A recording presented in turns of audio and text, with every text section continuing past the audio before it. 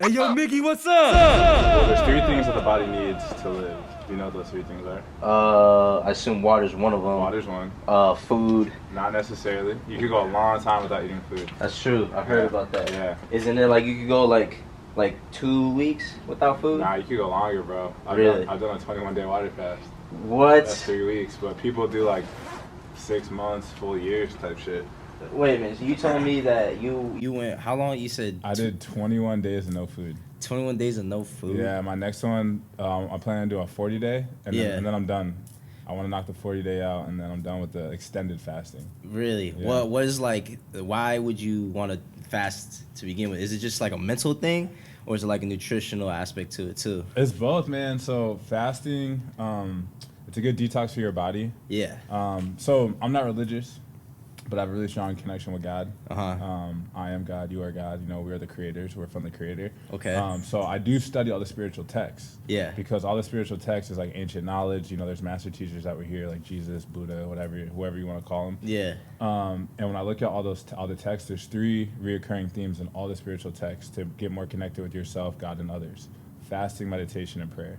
And when you do all three of those on a consistent basis, like the world just opens up to you. You start to like begin to like really know who you are, and that's the most important thing you can do right here is know who you are, because it allows you to connect more with other people.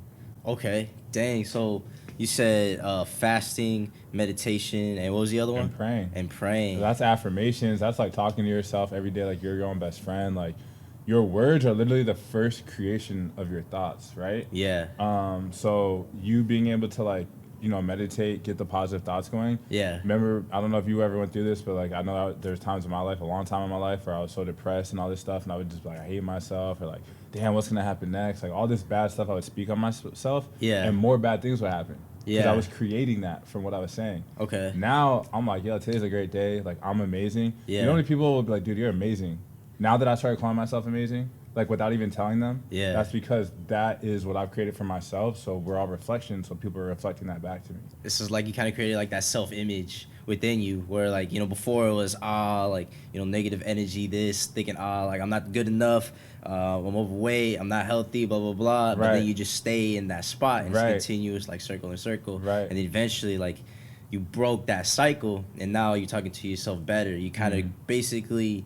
I guess, would you say like you kind of trained your subconscious in a sense to be more positive? Because like that's not an easy thing, you know what I mean? Like I Right. kind of was in the same boat as well, where like, you know, there's one point in my life where I was very like sad, depressed. I got lazy, I got real comfortable, kind of let myself slide a little bit, Right. you know? And then like I had to have that one wake up moment where I was like, all right, dude, like when I look at myself in the mirror, and I'm not really so happy with what I see. Right. It's like I know something's got to Who change. the fuck is that guy? Exactly. Like, how did I get to this point? Right, You know, right, like how right. did I get here? Imagine if we were on a carpet, I rub my sock on the carpet and then I poke you. Yeah. It's gonna shock you. Yeah. Because you have a current that runs through you, I have a current that runs through me. Uh-huh. So think about if you ever see someone's about to die, what do the EMTs do? They come and they With try to the- shock your heart. Yeah. Because your heart is pumping voltage. Okay. So essentially when you're drinking that, the voltage from the machine plus the oxygen, that puts your body in a really beautiful place to do what it's supposed to do, which is heal itself. Okay. Yeah, so it's very, very strong water. So was the 9.5, is that like the pH level? Yeah. Is that the optimum pH level that we should be putting in our bodies? For or- sure. So the machine itself makes 11.5. Yeah. Which is super strong. So we only give that to people that maybe are like cancer remission, kidney stuff, because it's really gonna flush all that stuff off. 11.5. Yeah, but 9.5 is the go-to. Wow. Yeah. Dude, okay. So Kangen, is that just like the name of the like the brand company machine that you use, or is that just the name of that specific pH level of water? So the name of the company is Enagic, In Magic. which is energy and magic combined. Okay. And then the name of the machines that we make are Kangen machines. Kangen Some machine. people say Kangen, some people say Kangen. Okay. But it's a Japanese company. The machines are medical grade. They use them in the hospitals in Japan. Yeah. Conor McGregor just bought 6 machines. Floyd Mayweather's been drinking the water forever. Tom Brady's got a machine. All the Hollywood celebs drink the water because of what it does to your skin. Yeah. It keeps like hydrated. Dang. Yeah, man. Okay. Man, hey, I'm curious. Like, if you could wrap up, like, what you do, who you are, and what you stand for in like one word, like what would that be? You know what I mean? Because you're obviously doing a lot of different things, but I feel like they're all centered around like the same ideology of like just growth, longevity, you know, just like that sort of thing. So I guess like, you know, for someone who's like just meeting you for the first time, you know, say like Walmart or something, like what, how would you really describe yourself and like your mission of what you're doing?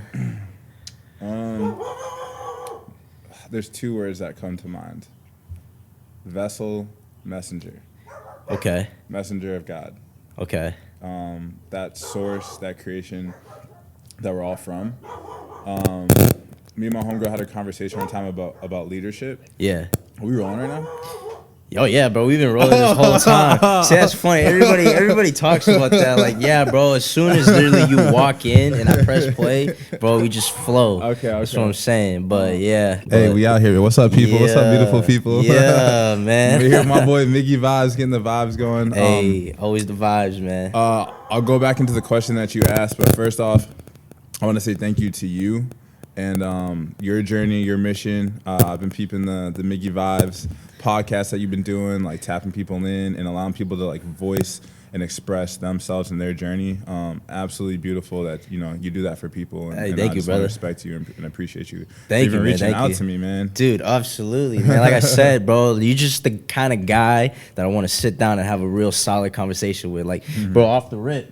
You know, you show up and you hook me up with some Kangen water. Yeah. And I always see you posting about this, man. And, Yeah. and like before even seeing you post about it, like I've kind of like had my, I guess you could say, my own conspiracies about like the water and the things we put into our body. Like I think the things we put into our body are, you know, your body's a temple, right? Right, 100%. So you only want to put the best into it, and knowing the fact that like our body's made up of like 80% plus of water, and when I really become like mindful of the water that I've been drinking, it's like I don't know if this is necessarily really the best thing to be putting into my body. So, you know, off the rip, like who are you? What do you say you'd be doing? And I just really want to know like what is your story, man? Oh man, this is a jam packed, man. So Yeah, so I threw a lot out you. No, right it's now. all good. It's all good. I'll start off. My name is Alexander Benjamin Moore. I go by my middle name, which is Benjamin, nickname B Moore. I've really just allowed myself at this point to allow myself, like I said, just to connect into that divine source that we all are. At the end of the day, I call it God. You can call it whatever it is. I think at the end of the day, we're all trying to find that one thing, and we all just have different names for it, that one energy, that one power.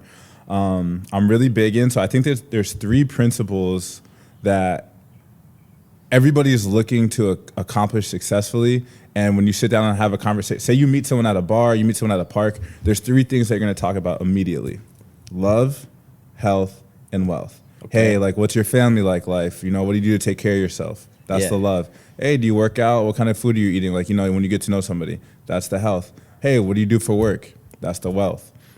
So if I can be a strong proponent, if I can master all 3 of those avenues, then that's gonna allow me to help other people the best that I can. Because everybody wants love. Yeah. Everybody wants good health. Yeah. And everybody wants wealth. Mm-hmm. So right now I'm on this journey of like really accomplishing being a master builder, teacher in those 3 lanes. Okay. Mm-hmm. So that's who I am. That's what I'm about. Got you. Yeah. All right, Yeah. bro. Tell me about your story, man. You mentioned like before we really got going, you know, just kind of being in like that dark place, that which I feel like a lot of people are going to experience at some point in life. You know, life is like a roller coaster. You got the highest of highs, and you got the lowest of lows. And for some people, those lows can really take a toll and really take a beating. You know what I mean? Yeah. So I just kind of want to know, like, when did this start? Were you always, you know, into, like, reaching the higher, like, you know, the highest person of you? Or were there something that happened along the way in life where it's like, you know what, wow, now it's time for me to flourish as a person? Man, okay, well, we're about to get deep because we can go there. Whatever you want to say, because man. My journey is deep. Yeah. It's like the water, man. It's as deep as you want to go. So for me, I grew up, I'm from the East Coast originally. Okay. I'm from Connecticut. In my childhood, man, my childhood was really, really rough. Really rough. At the age of 7, I was sexually abused by my older brother. So that had messed me up. My relationship with my mom was not healthy at all. My relationship with my mom and my siblings, like she had a lot of stuff that she had gone through and worked through. And unfortunately, that energy kind of washed over on us. So it's just a lot of like emotional manipulation, a lot of just struggles with the family dynamic. So with that part of my family structure kind of there, at the age of like 15, 16, I was always an athlete, but I was always like overweight at some point. I was sometimes like the sketchy popular kid, if that makes sense. So at the age of like 15, 16, started drinking, partying, kind of like light. And then by the age of 17, 18, my drinking just took off. I was a senior in high school. I tried coke for the first time the last week of my senior year. I was doing pills in high school and stuff like that. Manageable, like I wouldn't say I had a big problem, but it started like kicking me in. And then fast forward, I went to college on a little bit of a football scholarship and lacrosse scholarship. My dad had passed away from cancer at 17, right before I was going into school. So I was battling with partying, trying to figure out who I was, alcohol, just losing my dad. And then my freshman year, I was about to flunk out of school. Ended up getting my grades back up, and then sophomore year, I ended up tearing my ACL. So, it's funny. Even in high school, I knew I was like, dude, if I wasn't an athlete, if I didn't have this discipline of, like athletics, I would probably be like not here. Like I would be down a bad path. So once I tore my ACL, I left school because I'm like, I'm just wasting time and my money, and I lost that athletic life, and I went down into a dark place. So from the age of 17 to 27, hardcore alcoholic. From the age of 24 to about 27, 28, I was a hardcore drug addict, battling with like pills, coke, and all these things. So with that being said, at the age of 15, I started tapping in a little bit to like information of like what's really going on behind the scenes. Yeah. Some people call it Illuminati stuff. Some people have their conspiracy things like that. I'm not going to go too far into that part. All I'm going to say is that me tapping that information at 15 woke me up to things that are like, all right, things aren't really what they seem to be or what we're being told. So having that knowledge, but living the lifestyle that I was living, I wasn't really able to tap into that knowledge that I had learned at 15. And I would try to like tell my friends about stuff that was going on. They're like, dude, you're crazy. Like, what are you talking about? Like, none of that stuff's happening. And then I was like, all right, I'm going to chill. I'm not going to talk to people about it because they're not ready to receive this information yet. Yeah. Okay. So then at 27, I knew I wanted to be in California. Since middle school, actually. Like it was, I see things, you know, like we all have like these superpowers. One of my things, kind of like a sixth sense in a way, where you kind of see things that happened before they happen. Yeah, I'm super intuitive, and I've always had vision. Okay. And so I knew I was going to be in California since about the age of 16, 15, but I didn't know how I was going to get out here. Yeah. So in my alcoholic drug addict stage, I had moved back in with my mom at 27. I didn't need to like financially, but I needed to like my subconscious was telling me to go back. So one day it was like 4 a.m, and I'm looking, and like finally I'm like, damn, I'm in a dark place right now. Like this is like I am like somewhere where if I don't get out of this, I'm either gonna be dead or in jail. Multiple DUIs, try to take my life a few times, like getting in fights, just everything, bro. Like everything that is labeled a drug addict, alcoholic, the low, I was there. Cheating on girlfriends, like lying, stealing, all this stuff that somebody should not be doing. That's not healthy. Yeah. So I started looking at rehabs in my phone for California. I'm like, is that how I'm gonna get to California, through rehab? And that night, out of all the times I try to get sober, I would go a week and then I would drink and I get back in the habit. I'd do 2 weeks, I get back in the habit. That night when I was looking at rehabs, I was like, I have to do this month of sobriety or I'm done, or I'm gonna be an alcoholic for the rest of my life. Yeah. So it was November 5th, 2018. Okay. Kicked in, man. I did the full November sober.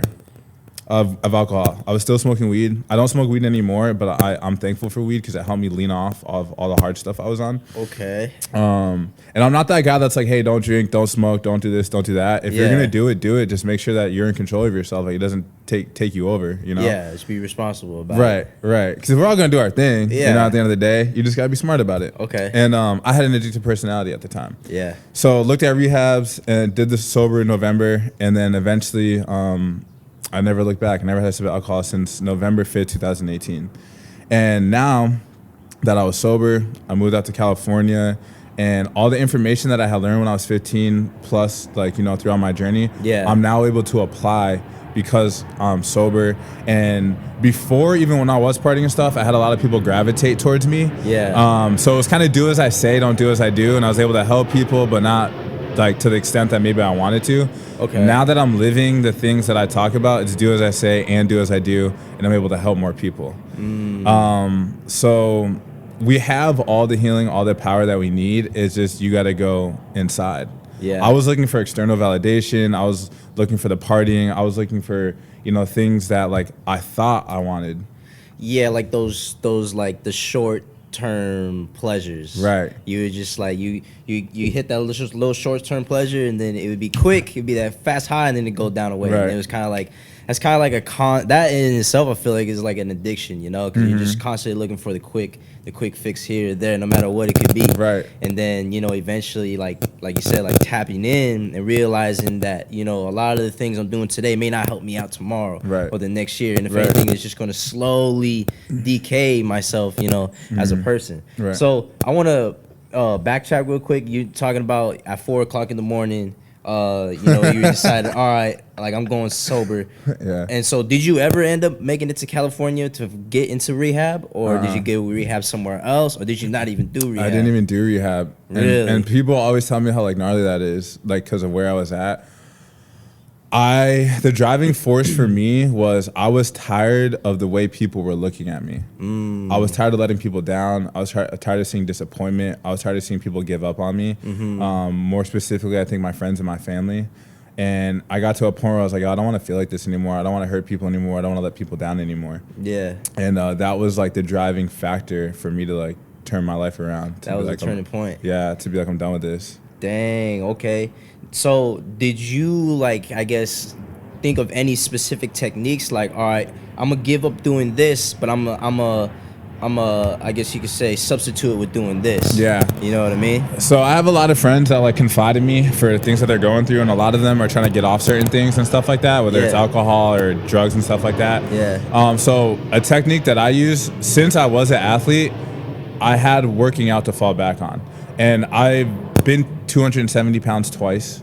I've lost it, put it back on, lost it, put it back on, and lost it. I'm never going back. Okay, yeah. So what I would do was when I got the urge to like drink or smoke or, you know, do something that I know that wasn't healthy for me, I would substitute the dopamine rush by going to work out. And I was 270, so I was at a point where like I was like out of shape. So maybe I would just, instead of going to drink, I would just walk around the neighborhood. I would walk 2 miles. And then my walks started turning into runs. And then I would hit the gym. My workouts weren't the best because I was out of shape, but I gradually, it's not going to happen in a day. And you got to learn, you got to like get that in your mind. Like if you want it bad enough, you're going to have to work for it. And that's the only thing. Like everyone, we're in this generation right now where it's IG, instant gratification. And it's like, it doesn't work like that. Nah. The real process, the real work is doing the work and just understanding that you're not going to get the satisfaction, fulfillment, the healing right away. It's going to come. It's going to integrate during the journey while you're going through the journey.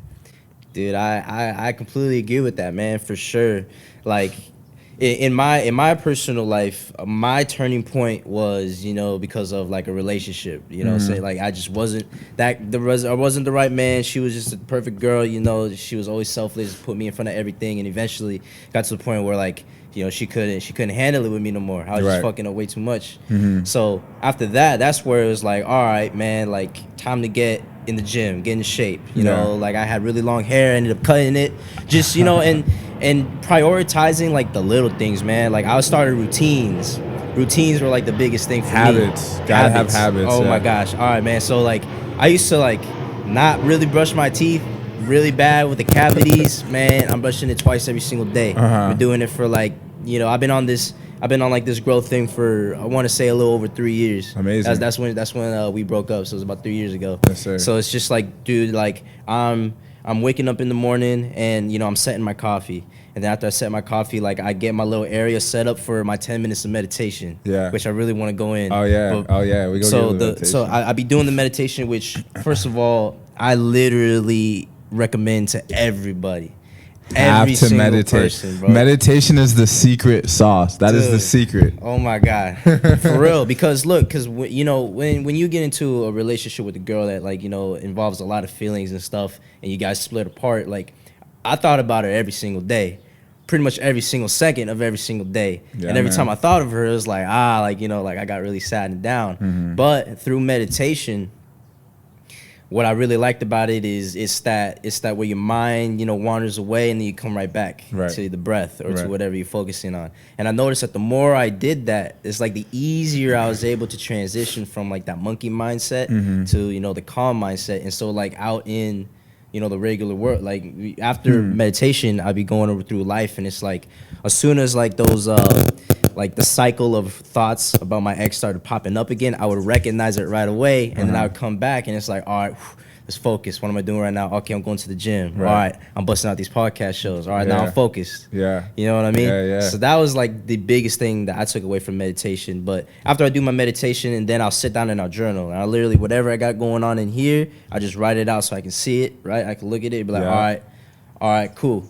And then I could kind of like help draw conclusions and mold like my mindset like in real time while I'm journaling. Right, You know what I'm saying? right. And then after that, then I'll just pick up like a book that I'm reading that's gonna try to help elevate my life, like The Power of Now. My boy put me on. Yeah. Yeah, I read The Power of Now, and then right now I'm actually reading for the second time Think and Grow Rich, because Nice. that book honestly changed my life tremendously. Yes, sir. But yeah, dude, like tell me about this meditation thing, man. I know probably man. I've done my research, you know what I mean?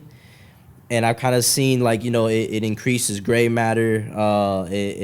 It helps like rebuild your frontal cortex that like a lot of times will get damaged because of like the substances and things that we do. So there's honestly like so many positive just benefits from that come out of it. And I try to do like 10 minutes a day. Like what are you on right now, man? Are you doing it through an app?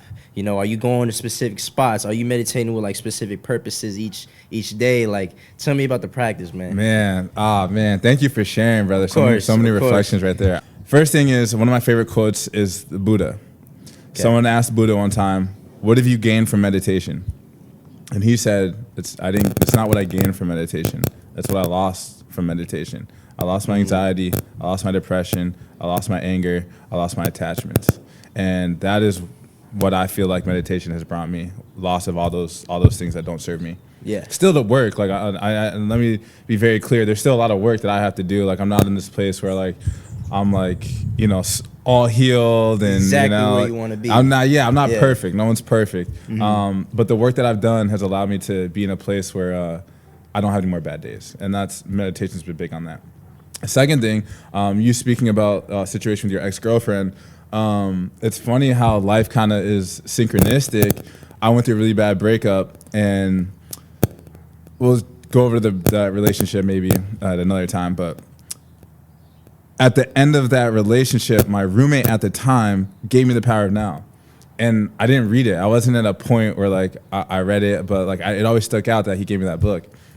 So fast forward, I brought it with me like in my stuff. Yeah. Not even like thinking about it. And when I got to California, I read The Power of Now, and that's what kicked in my meditation journey. And one thing that I like that Eckhart Tolle teaches in the book is that a lot of people think that meditation is when you first start doing it, it's like you just immediately have to block out all these thoughts that you don't want. Yeah. But think about if your intention is to stop doing something, you're gonna keep doing it because we're humans. That's how our mind works. Like, say I set the intention for this week to like stop swearing.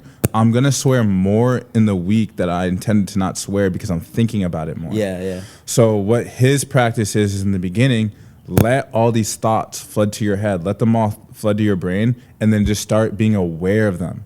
Don't analyze them, because when you analyze, you start to attach the emotions and the feelings to the thoughts. Where if you're just aware of like, oh, okay, that's just a thought that I'm having, you can begin to treat it as a tangible thing. And the more that you're just aware of the thoughts, you're like, dang, I've been thinking that. Like, that's not something that I want to think about anymore because it bothers me. And you can just begin to kind of like cycle out all the thoughts that you don't want to have anymore. Yeah. And you get to like really clear your mind out and get to know yourself. Okay. Yeah. Dude, so I see how like that definitely correlates to, you know, how you speak about yourself. Right. You know, you're saying good things about this, blah, blah, blah, blah, blah, you know? And I realized also as well is like, you know, when I want to say about a year ago, I truly started to feel happy just by myself. Right. I didn't have to get my happiness from somebody else. Right. You know what I mean? Which was also like a humongous step. You know, even like growing up as a younger kid, you know, when we're babies, like we're always loved by our mom. You know, like in a sense, like our mothers kind of projected happiness to us, or like, you know, certain emotions. And then as we grow older and like you kind of be more by yourself as an individual, it's like, like it's kind of just really me out here, you know? And so to really truly be happy, like I got to be best friends with myself. So I got to be able to tell myself, you know, positive things, you know, about like all that. Right. I think the number one thing that you can do is listen to somebody. Because people are going to tell you everything that they want to hear, everything you want to hear, everything you don't want to hear. And based on that, you can see like, hey, can I help this person? Do I want to help this person? Yeah. Can I love this person? Do I want to love this person? And I always say, like, if you can't sit with yourself in meditation for 10 to 20 minutes at least, how are you going to fully sit with somebody else and really like connect with the person? Okay. And the deeper that you go with yourself, the deeper that you can go with other people. Like, I couldn't share half the things that I've been through if I didn't really get deep with myself, because I would stay at a surface level with myself because I didn't want to go back to the pain because it hurt so bad. Yeah. You know? Okay. So if I go deep with myself, then when I share certain things with people now, they open up and share with me. Yeah. And then I'm able to like, you know, put them on game or try to help them out the best that I can. Okay. And you can only do that by like knowing who you are.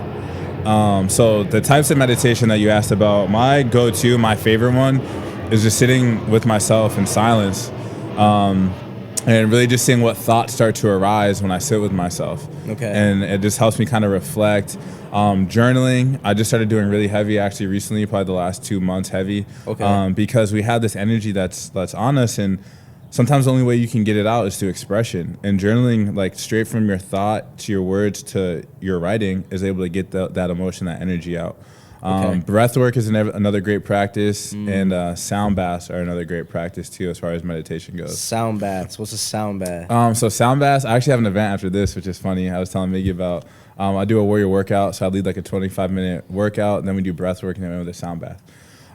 So a sound bath there's these crystal bowls, and basically like, say there's like people that are at the sound bath, they're all laying down, or you could like be in lotus position meditating, and the person that's facilitating will play.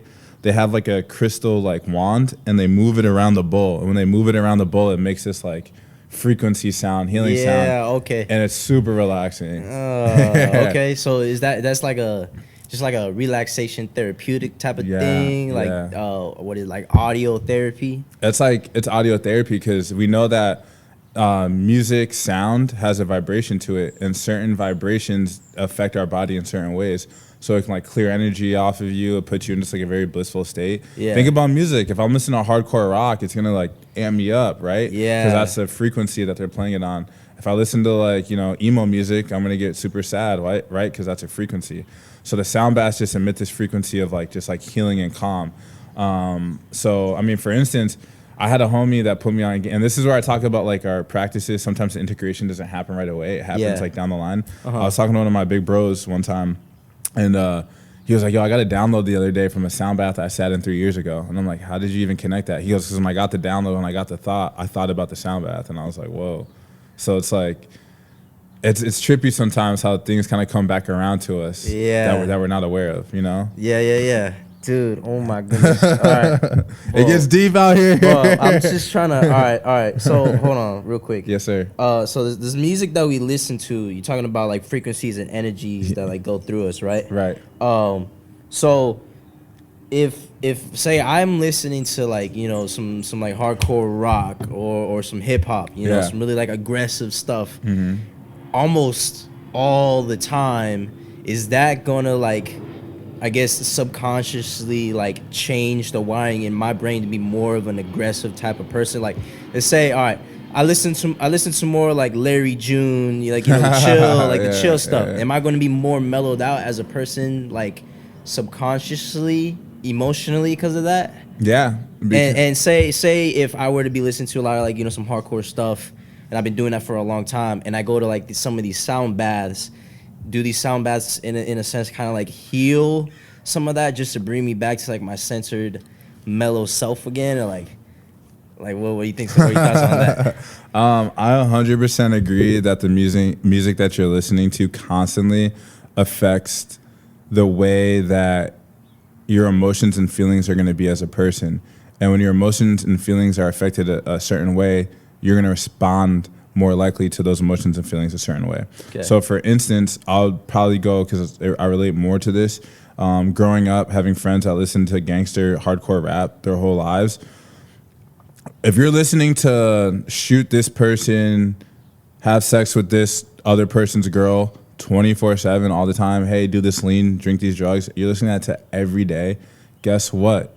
You're going to do those things because you're putting that into your subconscious mind. Mm-hmm. And that's why the music culture right now that we're in is very dangerous, because there's powers that be that know the effects that music has on people. For example, I remember being in high school lunch one time, and Lil Wayne was my favorite rapper one time.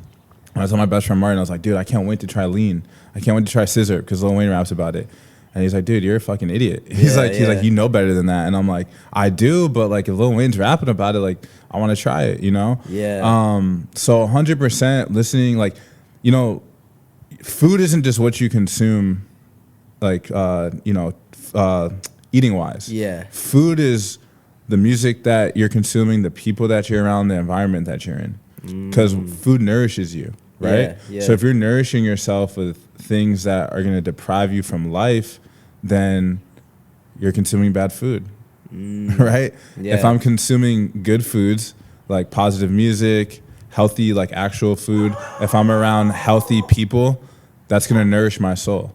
So I'm not going to feel like I have to go kill somebody. I'm not going to feel like I constantly have to go drink. I'm not going to feel like I constantly have to go get in fight because I have no other way to let this aggression off because I'm listening to it all day.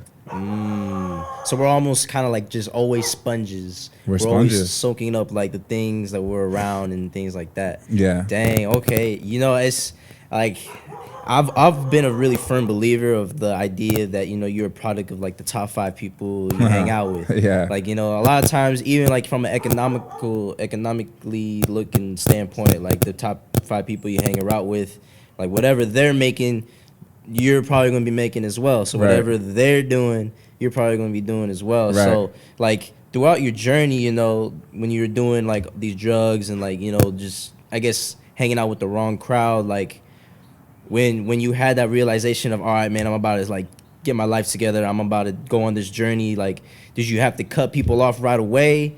In this journey, did people just kind of fall apart? Because, like, look, I'm going to be straight up. Like, as soon as I started my journey, like 2-3 years ago, and, you know, like, I just started to really just focus on my grind, and I really applied a lot of that into baseball to the point where, like, you know, I was able to secure the scholarships, and now I'm playing ball in Kentucky, bro. Thank you. But, you know, as I'm staying focused and really just doing all these different things, like, I feel like an invisible gap has kind of been created, and fortunately a lot of the people that I really probably should not have been hanging out with kind of fell apart, like we all kind of just went our separate ways. So I feel like in a sense everything just kind of falls into place as soon as you start applying the right, you know, mentality and the right technique to really just kind of get your life back in order. So in these years of, you know, your development, like obviously you probably were hanging out with a certain group of people. Like, how has that changed from then to now? And like, how was that process? Like, how did that journey kind of come to be? Man, the healing journey gets very, very lonely when you dedicate and commit yourself to it. Very lonely at certain points. Yeah. And honestly, for a good part of it. So I had friends that, I mean, one example and that always like hurts sometimes is we have a group of us. There's like 6 or 7 of us, like best friends. Yeah. And my one friend, we all started like getting out of that lifestyle, and he just couldn't get out of it. And I remember even like when I was becoming sober, you know, the usual go-to is we go just pound some beers, do some drugs, and like play FIFA and Madden, like go out and stuff like that. Yeah. And it got to a point where I was like, hey bro, like I'm gonna get sober, like I'm good. And every day I would go over to his house. He'd be like, oh, you sure you don't want a beer? You sure you don't want a beer? This is my best friend, supposedly since like 4th grade. Yeah. And my other best friend, Blake, my bro for life, he was like, dude, when I started getting sober, he's like, I'm never gonna ask you if you want to do anything. Like, I'm gonna respect it. Yeah. And that just let me see the polarity. I'm like, this is a best friend. That's not a best friend. That's someone that is stuck in that darkness and wants to keep you in that darkness. When I was out partying, like I've always had this magnetic energy. So when I wasn't using my energy for the right reasons, I would have people just gravitate towards me, just trying to be around the girls, trying to be around like what they thought that this like facade was that I had going on. Yeah. And then when I started like healing and sitting with myself, like, yo, I don't want to be out partying anymore. None of those people were around. When I wanted to talk about some real things, like, yo, this is what I'm going through.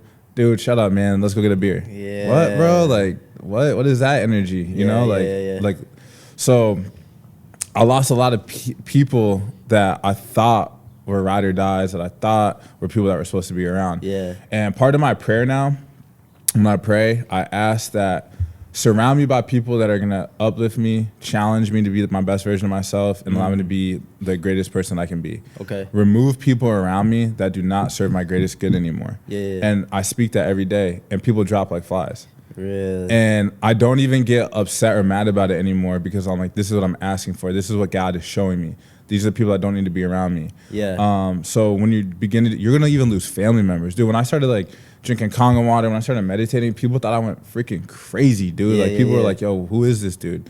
And they couldn't understand it. One, because they're used to the old version of you, and two, it intimidates them because it challenges their understandings, their principles, and things that they've maybe been programmed to believe. Yeah. And it's like, dude, like you're a hippie, you're out there like doing all this stuff. I'm like, damn, like why can't you be happy for me? Yeah, like even man. like I've had family like questioning the things that I'm doing, and I'm like, dude, like when I was drinking and doing all this stuff, getting in fights, breaking windows, like all this stuff, like you didn't care, but now Yeah. you care because I'm getting myself right. Yeah. And it's like it's a trip to me how that happens. So it goes back to being your own best friend. Yeah. And another individual person that I look at, I don't idolize anybody in this world. I do have people that I look up to, Yeah. and it's a very short list. And one of those people is David Goggins. Yes, sir. Yeah. Oh my God, bro, you are the second person to be speaking about David Goggins on this podcast. Yeah, man. I got to Bro. meet him actually too, which is Really? an amazing experience. I found Goggins before he blew up like 8 years ago. And one thing that really stood out to me is like hearing his life story of his childhood. Yeah. Was we all carry this big bag with us, and it's a big bag of shit that we've been through. Yeah. And if you're carrying all this weight all the time, it's like dragging you down. It's stopping you from like succeeding. Yeah. All you gotta do is just throw the bag over there and just go. Oh, yeah. And it takes a lot of work, but once you get out of that victim mindset of why is everything happening to me instead of everything is happening for me. All the stuff that I went through in my life, the bad breakups, the depression, the drug abuse, the sexual abuse that I went through, Yeah. were strengthening me Yeah. to get to the point where I can talk about these things now.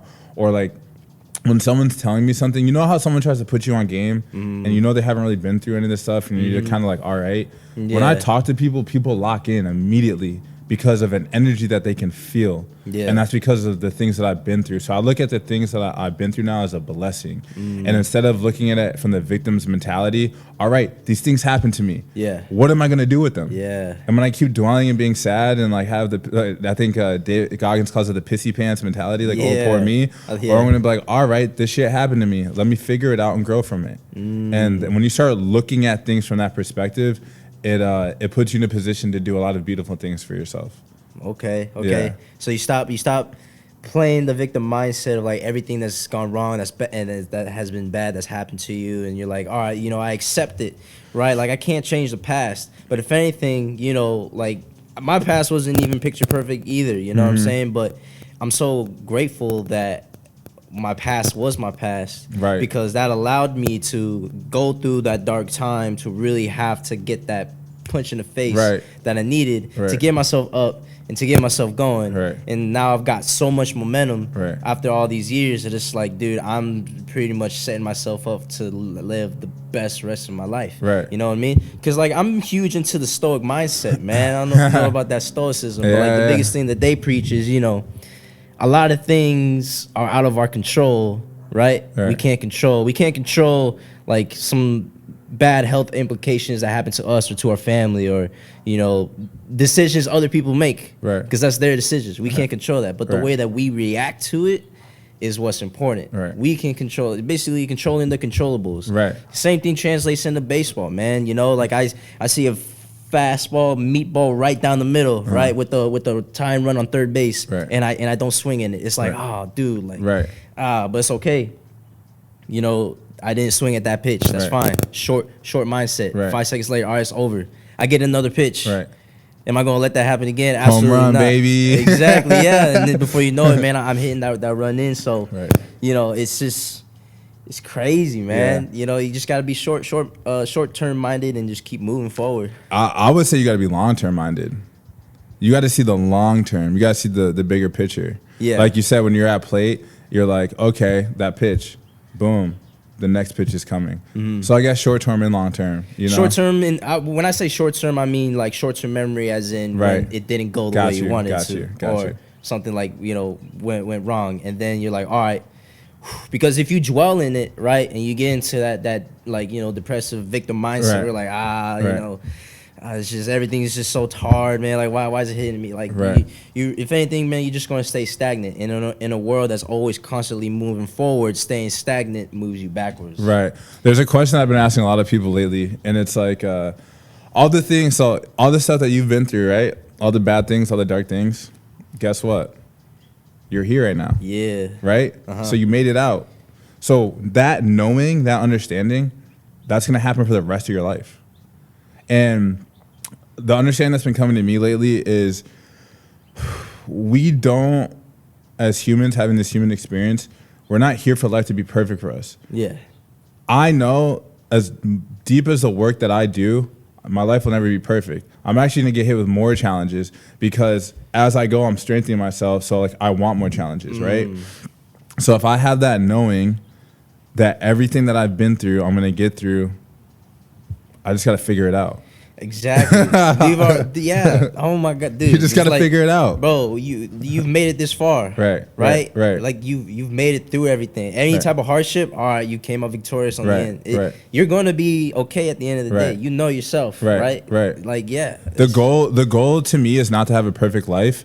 It's to have a strengthened mind that when things happen to me, I can be like at a place where I'm centered and figure out the solution.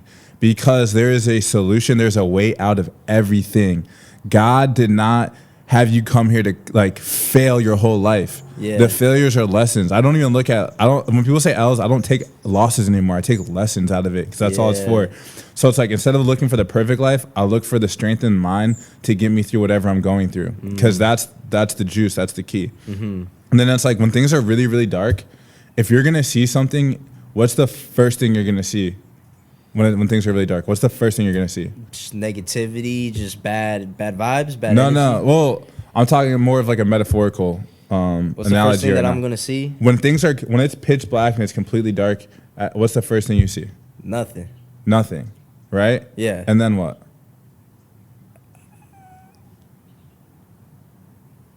Light. Okay. You're gonna see light. All right. Like, The yeah. first thing that's gonna happen when it's dark is gonna be dark, and then there's gonna be some light. Yeah. At When the it end of get- that tunnel. Yeah. At the end of the tunnel, when it gets dark out, what's the first thing I see? The moon, the stars, right? Mm. There's always light there. So when I start looking for the light more than I look for the darkness, guess what I'm gonna find? I'm gonna find more light. I'm gonna find more ways out. Sure. And the more that you do that in every circumstance that you're in, I'm dealing with a job situation right now where things weren't how I expect, or I think a lot of people would expect them to be from a managerial aspect. Yeah. But instead of pointing the finger, I was like, what? Why am I even in this situation in the first place? And what am I doing that could either is making this worse or making it better? And the more that situations where I'm talking to, women and things kind of like go certain ways where I'm like, what is that about? What am I doing? Why am I either attracting these women? Why am I in positions where situations like this keep happening? What am I doing? And the more you stop pointing the finger at other people and start looking at yourself, then you're going to get a lot of the answers that you need. You know? So taking more of like an accountability. People don't take accountability for their actions these days. Yeah. And I'm going to just, for example, the dating world, I see so many of like my homies, people going through these situations, and it's always the other person's fault. What about the accountability of, hey, you're making an idea up for that person that you want them to be that they're not, so why don't you step away? Why aren't you getting away from the situation? Is that person really hurting you, or are you hurting yourself? And you don't want to take accountability for it. It gets deep. Damn. It gets deep, man. It gets deep. Hold on. A lot of people went through some relationship stuff or courting things 2 months ago. Yeah. And the more that you realize and you're aware of things with yourself, you notice that a lot of other people around you are going through the same things that you're going through at the same exact times. Yeah. And that goes to astrology and the way the universe is set up. But that's a whole deeper convo.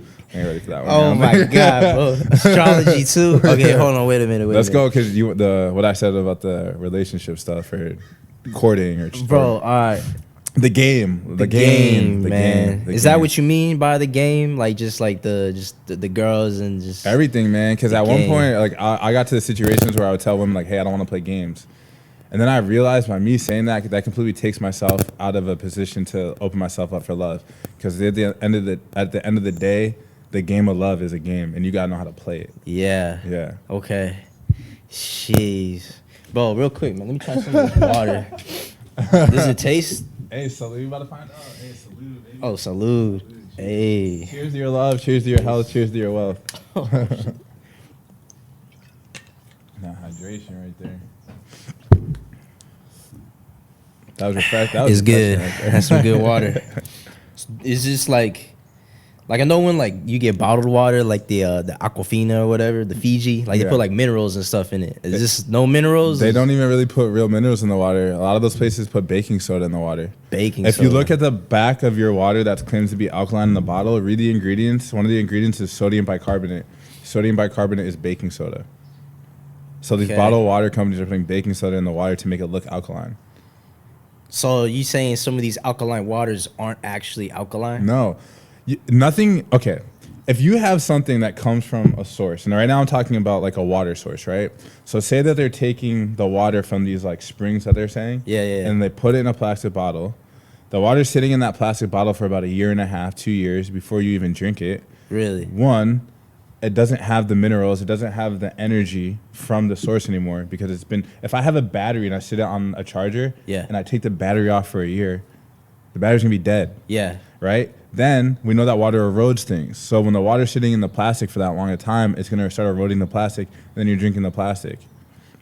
So this is for all like produced bottles of water? Yeah, even the waters that you get from like maybe like these stores where they have the alkaline. Alkaline means oxygen, an oxygen-rich environment. Okay. So this is a scientific fact. This guy won a Nobel Peace Prize for saying this. Is a fact that we've known for hundreds of thousands of years, though. No disease, including cancer, can live in an alkaline environment. No disease can live in an alkaline environment. An alkaline environment is an oxygen-rich environment. Okay. So for these stores, they're not putting oxygen into the water. Okay. So it's not really alkaline. They're just changing the pH of the water. Yeah. Dang. All right. So basically, like any type of water that we buy from the store is bad for us. Is that what you kind of get? Like, there's obviously water that's better than others. Like, you know, you got the water you get from the tap, from the sink. Right. Okay, no good. Right. And then maybe up step to some bottles of waters that you get some Kirkland brand from Costco. Right. Right. Better, but still not. Any it. water that's sitting in a plastic bottle is bad for you. All right. So basically, like.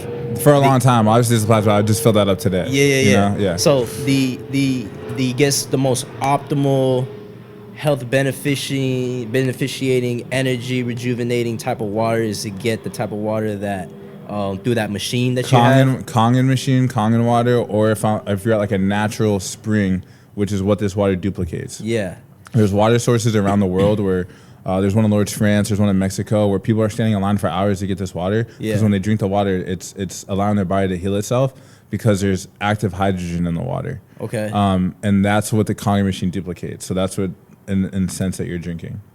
Interesting. Yeah. So most disease, like acne, being overweight, arthritis, things like that, is all inflammation. Yeah. So when your body's inflamed, it's lacking oxygen. So when you drink antioxidants like blueberries, when you're drinking orange juice that has vitamin C in it, green tea, cod liver oil, all those things have antioxidant properties. So that means that they're going to anti-age you.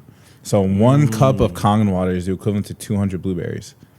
Really? Yeah. So blueberries are really rich in that. They're oxygenated. Okay, Yeah. and orange juice, you said. Yeah, antioxidants. Dang. That's why drinking pressed juices are really good for you, because you're getting all the natural minerals from the greens, from the vegetables and things like that. So are you drinking like these juices like every single day? I try to drink pressed juice at least every day. Yeah. All right. Is that kind of like? Do you drink coffee? No, I will have, like, if it's like from my homies that get like at the farmer's market that get like the exotic coffee beans and it's just straight pressed, I'll have like 1 or 2 of those every 5-6 months or something, but I don't really drink coffee, no. Okay, so you're not on any type of caffeine stimulant? No. I was never into coffee because I used to work corporate, and I remember that, like, it was almost like my corporate job was almost like being at the parties where people were doing cocaine. Yeah. And people would be like, oh, don't talk to me, I haven't had my coffee. Like, damn, like, coffee's really that much of like a need in your life where you're going through withdrawals from coffee. Yeah. And then when I would have like the Dunkin' Donuts stuff and things like that, it would tear my stomach up, and I would just be on the toilet all day, and I'm like, I don't like the way coffee I would get all jittery. Oh, there's like processed food and stuff like right, that. Yeah. Right. Okay, so you drinking this Kangen water. Uh-huh. You drinking all these antioxidant pressed juices, you eating your blueberries and stuff. Are you in the sauna? Oh man, I sauna every day. I was in the sauna this morning before I even got here. So really, is the sauna important? Man, the sauna is so important because your body is always trying to eliminate waste. Yeah. Your liver is always your liver is the filter of your body. Okay. So when you get in places like the sauna, steam room, sweat lodges, yeah, you're taking a lot of pressure off your liver, and your body's just sweating out all the impurities, all the toxins naturally. Yeah. So sauna has an amazing impact on your cardiovascular, on inflammation. Yeah. It's great for your immune system. Sauna is amazing. I sauna every day. Okay, so when you in the sauna, are you doing like 15 to 20 minutes? I read somewhere that's kind of like the optimal. Yeah, I'll break it up. So sometimes I'll do like a 15-minute session, and then the gym I'm at has a cold dip. So I'll go in the cold dip for 3 minutes. I'll go back in the sauna for 15 and end cold. Or sometimes like I'll just sit in the sauna for straight 30 minutes. Yeah. Yeah. Okay, the cold dip, bro. The next thing I was about to ask. Cold dip's amazing. Have you heard of Wim Hof? Oh, of course, man. Okay. All right. Bro, what is Wim Hof on, bro? Is he on the right thing? He's very extreme. Like, he's an extremist to what he does. Major, yeah. But when I was talking about breath work earlier, basically Wim Hof is a form of breath work. So we know about DMT, right? Yeah. The psychoactive substance. Yeah. Your body naturally creates DMT. I heard about this. Your body secretes DMT right when you're about to hit that dream state. That's what like dreaming is producing DMT. And right before you die, all your DMT is released. Another natural way that you can secrete DMT is through breath work. Yeah. So basically you hear people about doing breath work or Wim Hof, and they're having these like crazy spiritual experiences, or if like breathing is very important. So even when I go in the cold dip, I'm breathing. So when you breathe, it helps regulate your nervous system as well. So like when you hit that cold dip right away, you start deep breathing, starts regulating your nervous system, starts to kind of like bring your heart rate down so that you can handle the cold, so that you can handle certain situations. Even with anxiety, like when you get super anxious or you're about to have a panic attack, it's the first thing to tell you to do. Breathe. As a personal trainer, the amount of people that I train and they're starting to struggle with weights, and I'm like, breathe. And as soon as I remind them to breathe, they're good again. Yeah. Our breath is super important. Without your breath, you die. They say, and even like the spiritual and the biblical text, the God breathing, he breathed life into us as a creator. Like your breath, I'm breathing the same air that you're breathing right now we're breathing the same air that a little kid's breathing in China or Africa right now. Yeah. And that's another reason why it's so important to keep our environment clean, right? Because we're all breathing the same air, same oxygen. So your breath helps regulate, calm, and just get you back into like a centered place. Dang. So Wim Hof is honest on he's like really extreme with what he does, but breath work is important. Yeah, like the healing properties of the cold. Do you think that like should I be taking cold showers every morning? Cold showers, man. If you can get an ice bath at least 4 to 5 times a week. So ice bath helps regulate your nervous system, and it helps with. I always talk about inflammation because inflammation is like the first step to disease. Yeah. So imagine if you throw like a piece of meat in the freezer, like a piece of steak in the freezer. What happens? It like condenses, right? While it's in the freezer. So when you go into a cold dip, the same thing happens to your body. It condenses. So when your muscles condense, it pushes out the inflammation and all the toxins. And then as far as like mindset goes, when you're in the cold dip, it's like David Goggins always talks about callousing your mind. Like when you work out, you always get these callus on your hands. So the more mental work that you do, the more you callus your mind to be in situations. So when I do the cold dip first thing in the morning, it kind of like relaxes me, and I feel like that's a meditation in itself. It helps like regulate like my system, my brain. It brings me like this calmness because I have to like really focus. I have to focus on my breathing and just like making sure that like I'm good while I'm in the cold dip. Slow everything down a little bit. Yeah, it slows everything down. Dude. Yeah. Bro, put me real quick through like a day in the life. What are you doing, man? A day in the life. So I try to wake up. I wake up around that like 5:30, 6 a.m. I get up. Right now, there's a book called The Greatest Salesman in the World. Hey. Yeah, so I wake up, I read the scroll that I'm on with that. I meditate for at least 20 to 30 minutes. I meditate for at least 20 to 40 minutes. Then I go get my workout in, and then I handle my business stuff. Come back home, kind of decompress, do my social media stuff, like my content and things like that. In The Greatest Salesman in the World, you read the scroll 3 times a day, so I make sure I'm doing that. I'm journaling. I'm just taking care of myself. Most importantly, I'm taking care of my relationships with people. I'm calling out, reaching out to people. Hey, how's the water treating you? Hey, how you doing today? Like, hey, like just checking in. Social media helps, but think about all the people. And another practice that I do is I take social media detoxes. Yeah. So I'll take 2 months off out of the year at least. And when I do it, I notice a lot of the other homies will like see that and they're like they do it. And then I have friends that'll be like, man, I can't do it. It's gonna affect my business. And I'm like, is it really going to affect your business, or is that what you're telling yourself because you don't want to actually get off social media? Dude. Think about all the people that are successful without social media. Most people are successful not from social media. We're just right now programmed as a society that like, I have to get content on, I need attention, I need this, that, and the third. If you can't run a business off of real relationships in the real world, then you're probably not doing your business right. Shit.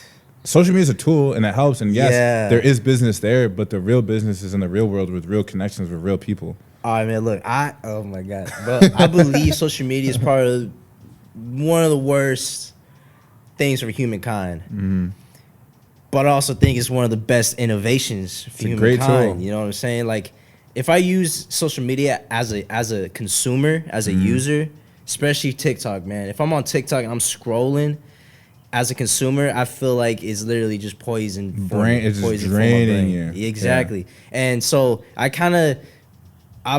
hate to say it, but I feel like I kind of side on some of your friends that are saying, oh, like I try to stay off of social media as much as possible. I really do. I maybe try to look at it.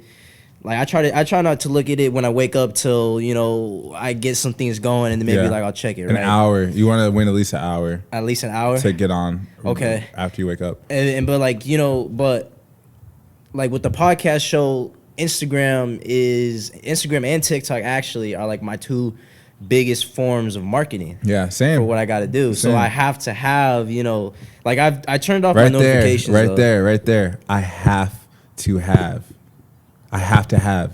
Do you have to have that platform for 30 days is not a long time.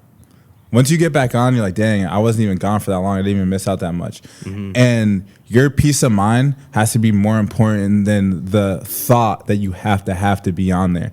And that's where it starts to get tricky with our mind. So there's a quote, your mind is a great servant. It's a terrible master. Social media is a great servant. It's a terrible master. And that's the conditioning in the program right now. It's like, I got through. I had that like, damn, like if I get out, I'm gonna miss out on so much. I started realizing I was more productive. I was making more connections. I was tapping in with more people when I was off for those 30 days.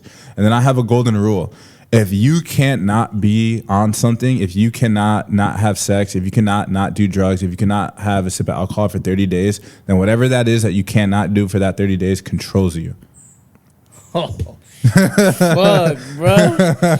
Oh my god, I need to hear that. And then man. it that's just the truest. That's probably one of the most truest things I ever heard. It just really it makes you start to think, like, even you saying I have to have that, all you have to have is the relationship with yourself. And then you understanding that, like, I don't have to have that makes it more powerful when you are back on, because you're like, all right, this thing doesn't control me. Like, now I can be on and do what I have to do. And then the integration starts to hit of, all right, I know that I can do the 30 days off. It doesn't control me. Now I'm not on as much because I know that I don't need to be on. Yeah. I put my stuff on. I check in. I do a little scrolling maybe for like a little bit, and then I'm off. Jeez, I like that. I like that. Do you like not have notifications on or nothing like that? I don't have my notifications on. When I go on, I tap in, and then I started getting to this point where it's like I feel like I had to respond to people right away, and I was like, nah, it doesn't matter. They can win a few hours, they can win a day or two. Man. You know what I'm saying? Like, you're busy, I have to, not even to show them that I'm busy. I have to be my own best friend. I have to take care of my energy first, because if I don't, then I can't fully show up for other people. Yeah. You know what I'm saying? I'm not gonna like want to show up for other people because I'm so drained. Yeah. So I gotta take a step back and like I'll check in when I have to. Like, hey bro, I had to like just take a second, but what's up? Like, what do you need? Okay. You know, and people are gonna understand. If they don't understand, I don't need you around me. Yeah. You know what I'm saying? Like, at the end of the day. Dude, hell yeah, man. Dude, I like that. If you can't not be on it or do it for 30 days, then it's controlling you. It's controlling you. Damn, that's some good stuff. That have to have. Yeah. I have to have this girl. I have to have this food. I have to be on social media. It's all an illusion in your mind. Dude, what is the significance of The Richest Man in Babylon, man? So I haven't read The Richest Man in Babylon. But I see you. Is that who you're posting? You posted some guy, some Egyptian guy. Which? I see it on your Instagram. So he's a pharaoh. Does he look like a pharaoh? I think so. I think he's the richest. Is he a black dude or does he look like a pharaoh? He's a black guy. So Mansa Musa? Is that him? I don't know. I'd have to. Hold on. I'd have to double check. We can figure it out real quick. Is it a pharaoh with like a pharaoh stuff on, or is he like a brother? Like it's like in a pharaoh, yeah, like something Egyptian, like. This guy.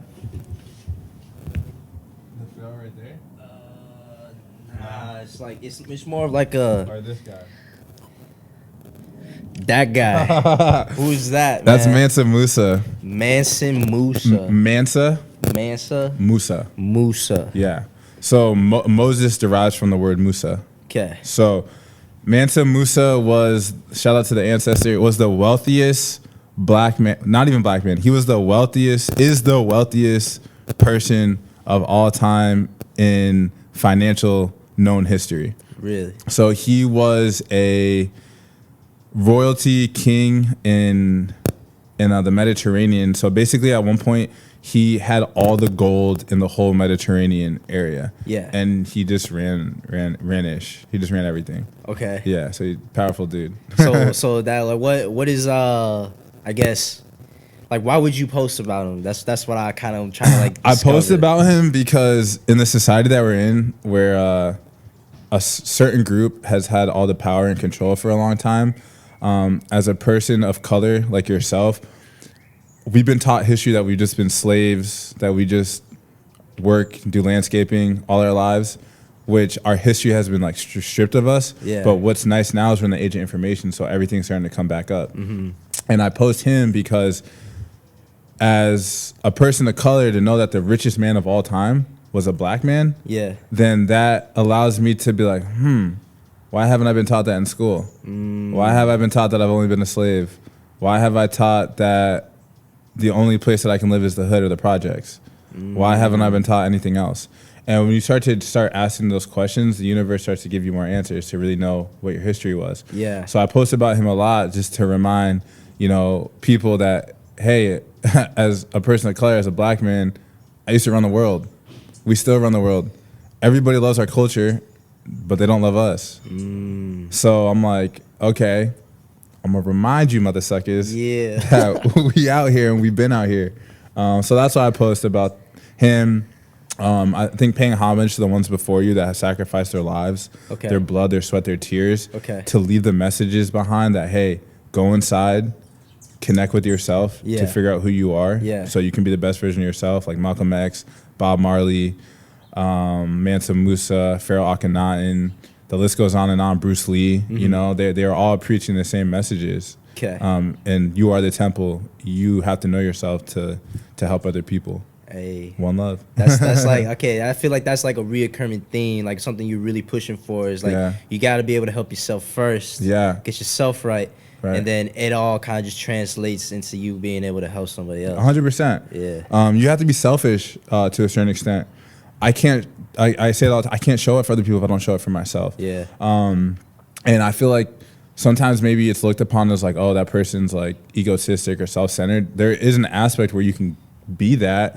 But if you look at as a place like, you are a reflection of what the universe is. The universe is your outer world is a reflection of your inner world.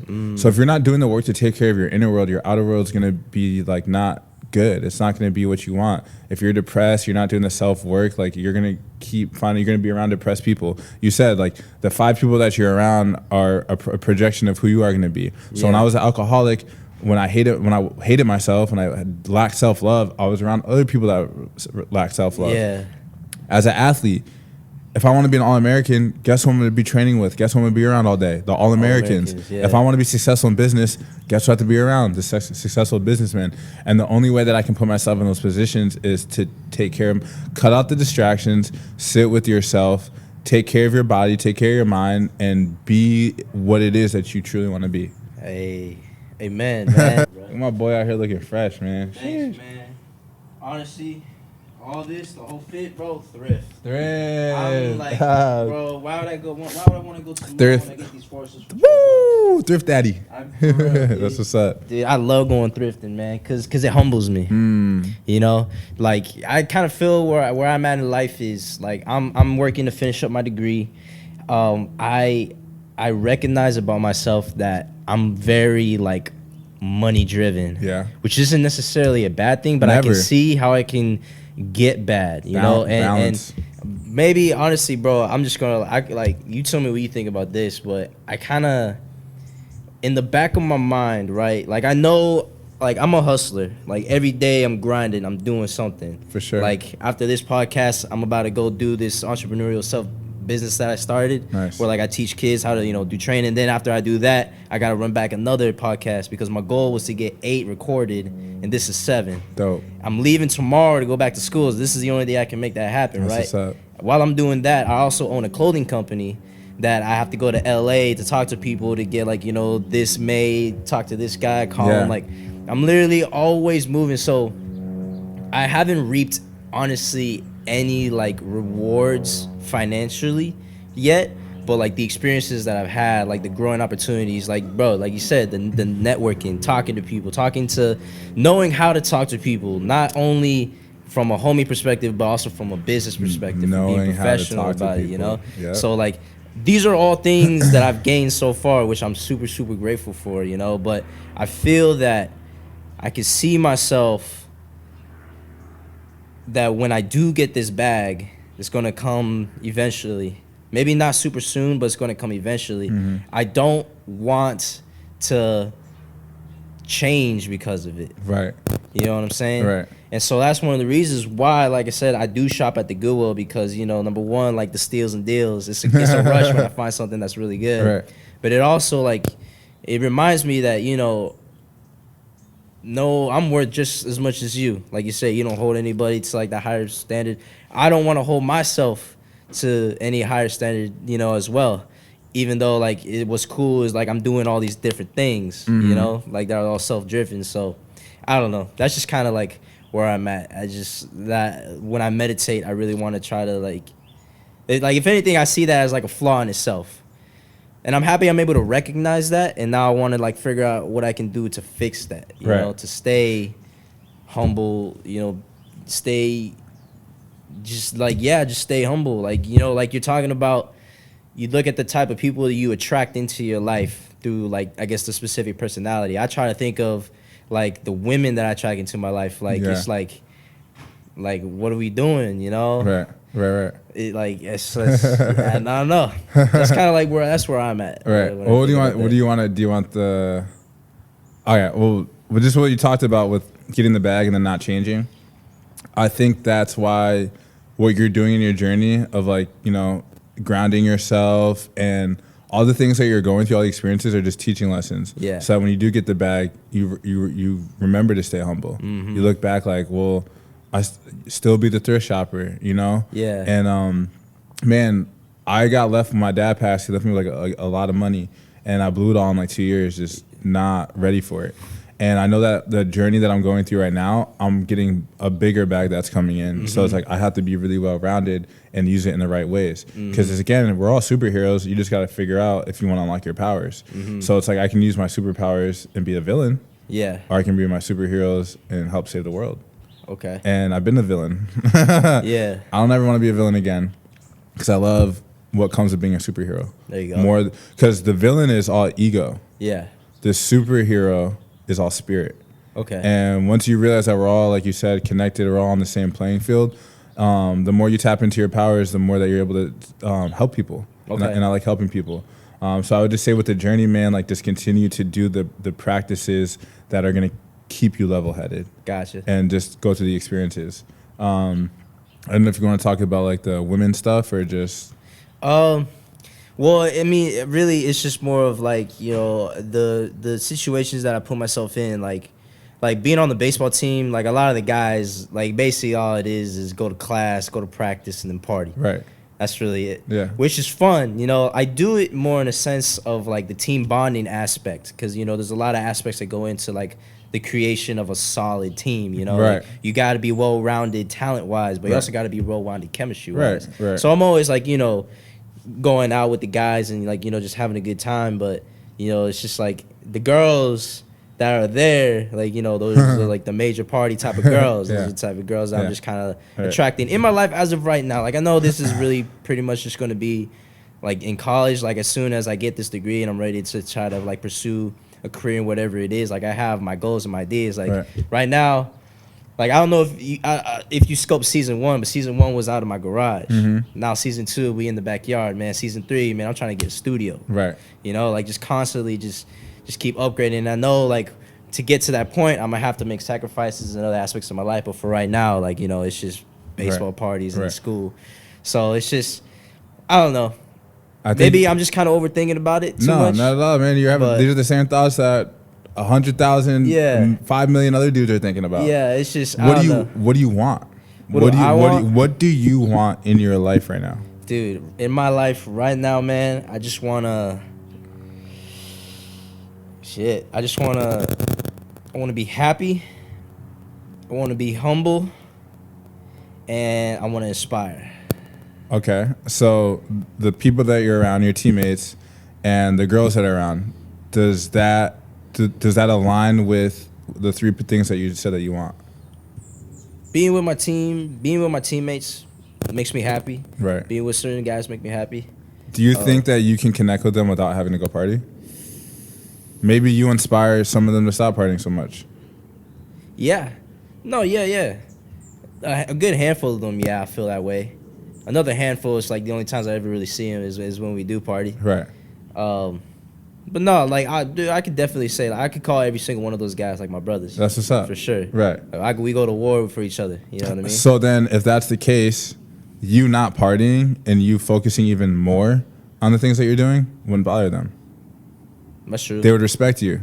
That's true, yeah. Because you're living your purpose. I guess, man, for me, it's my biggest issue is like I know I don't necessarily want to, and when I don't, because I know it's better for me, but I see them doing it, like they are, I feel left out. I feel, like is this Miggy, man? Is Miggy like on a Friday night, like chilling at his dorm, like, you know, doing his yoga and whatnot, while everybody else is out, you know, partying, talking to the girls or whatnot, doing their thing. Like I'm sleeping in early on Friday, to get up early on Saturday, to go do these things. Like that's Miggy, right? But then I also want Miggy to be like that real fun guy out there, you know, always connecting and stuff like that. You can do know what I both. mean? You can balance both. It's just Yeah, what are you doing more, and what is the level of commitment to your success? Mm-hmm. Remember what you talked about. It's gonna get lonely sometimes. You want to succeed. It doesn't have to be. I'm not saying like, hey, like isolate, don't go party. Yeah. What are you balancing out more? What are you giving more energy to? Mm-hmm. The things that you say you want, how bad do you want them? Because you can make it work where you're still the team guy, but you're focusing more on the things that you want to focus on. And again, if they're really your brothers, they're going to respect and honor that. And shoot, you might inspire them to like, yo, let's clean it up a little bit. Start winning more games because people are more focused. You know, start elevating because people are more focused. Okay. And people clown you for like taking care of yourself. Like, all right, are they going to be there when you get the bag? Nah. Are they with you when you're sad, depressed, going through all these thoughts? No. So what does it matter if they're judging you or not? Exactly. And it sounds like that validation factor. Like, are people going to care?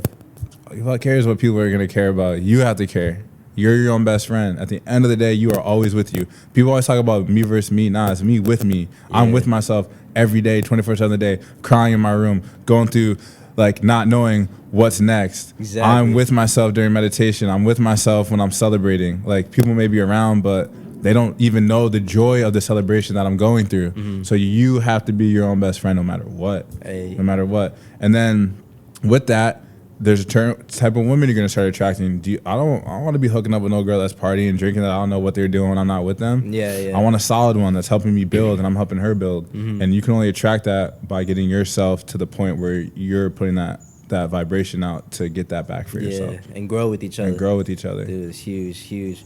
All right, man. Hey, bro, I appreciate you coming on the show, man. If you have I'll give you, floor is yours, man. Anything you want to get off your chest, anything you want to preach, man, just let the world know right now, man. Anything that I want to preach, man. For so long, when I heard people talking about the things that I'm talking about right now, I thought it was the corniest stuff in the world.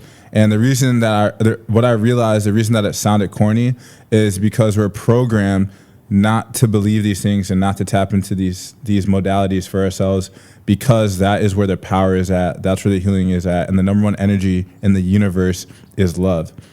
So for you to really love yourself and heal yourself and work on yourself goes against everything that those powers, those outside forces that agree or want you to do, because people want to control your life. And the only way to resist that is to take charge and control your own life.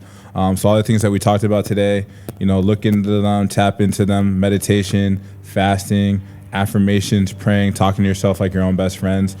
All the healing in the world and the universe is here for us. It's like our sovereign, God-given right as a human being, as a soul. So the more you start to ask yourself questions and realize what you want, the more it's going to be revealed to you. And I just want to thank my brother Miggy for allowing me to be on here. My go-to phrase is, we all have our dreams. You're either just having your dreams or you're living your dreams. It's a beautiful thing to live your dreams, and it's very possible to do it. Because from the background that I came from, I never in a million years would think that I'm where I'm at now. And it's a lot of work. So if you want to put the work in, it's all there for you to obtain. Yes, sir. Yes, sir. Hey, man, I appreciate you coming on the show, my brother. Yes, sir. Have a good rest of your day, man. Yeah, you too, bro.